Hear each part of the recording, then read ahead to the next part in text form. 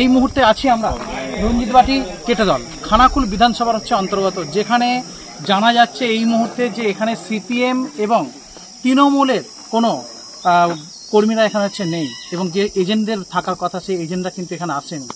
আমাদেরকে বিজেপি যারা এজেন্ট অর্থাৎ বিজেপি যারা কর্মী তারা কিন্তু জানাচ্ছে যে তারা ভয় পেয়ে হেরে যাওয়ার ভয়ে তৃণমূলরা কিন্তু আসেনি, এরকমটাই কিন্তু বিজেপির পক্ষ থেকে জানানো হচ্ছে। শুনবো বিস্তারিত।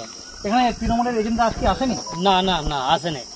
আর কে কে আসছে? আসেনি। কার কার থাকার কথা ছিল? সিপিএম এর আসা ছিল, ওরাও আসেনি।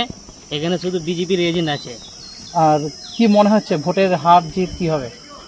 আমরা 100% বিজেপির দল জিতবে। কেন তৃণমূল যা ওরা চুরিচামারি করেছে, কিন্তু ওরা সেই ভয়ে আসেনি।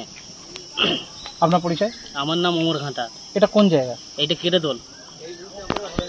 আপনারা শুনলেন এই কেটেদলের বর্তমান পরিস্থিতি। রিপোর্ট নিউজ অগ্নি। ঘটনা কিছুই হয়নি। তৃণমূল এজেন্ট এসেছে? না আসেনি। কি মনে হচ্ছে? ওরা তৃণমূল যা দুর্নীতি করেছে সাধারণ মানুষের ভয়ে ওরা এজেন্ট দেয়নি। আর আপনারা কারা? আমরা বিজেপি। আর কোন কোন এজেন্ট বসেছে ভেতরে এই মুহূর্তে? ভেতরে শুধু বিজেপির এজেন্ট আছে। আপনার পরিচয়? আমার নাম গোকুল চক্রবর্তী, 5 নম্বর মন্ডলের সম্পাদক। আর এটা কত নম্বর বুথ? এটা 218 নম্বর বুথ। এর মতো হচ্ছে মানে শান্তি শৃঙ্খলা ভালোভাবেই তো হয়ে গেল। এটা কোন জায়গা? এটা হচ্ছে কেটেদল। আর কোনো অশান্তির বাতাবরণ কিছু তৈরি হয়েছে? এখন তো কিছু বুঝতে পারিনি, আমরা তো এই আসছি। আপনার নাম? আমার নাম কল্যাণী সামন্ত।